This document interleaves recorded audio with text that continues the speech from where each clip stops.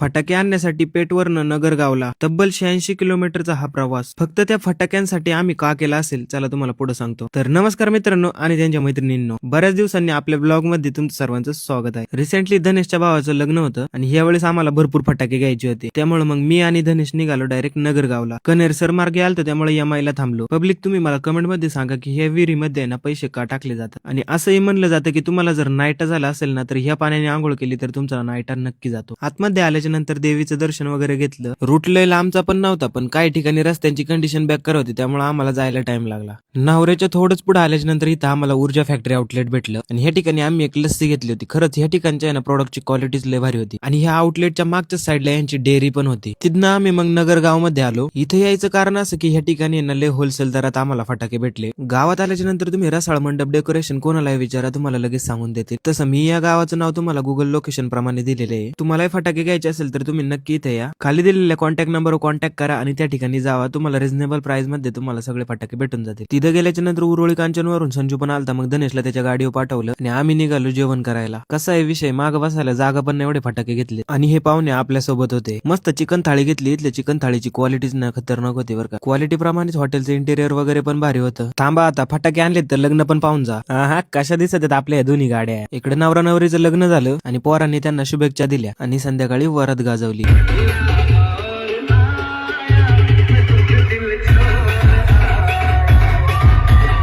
फटाक्याचा result पण बघून जावा आता.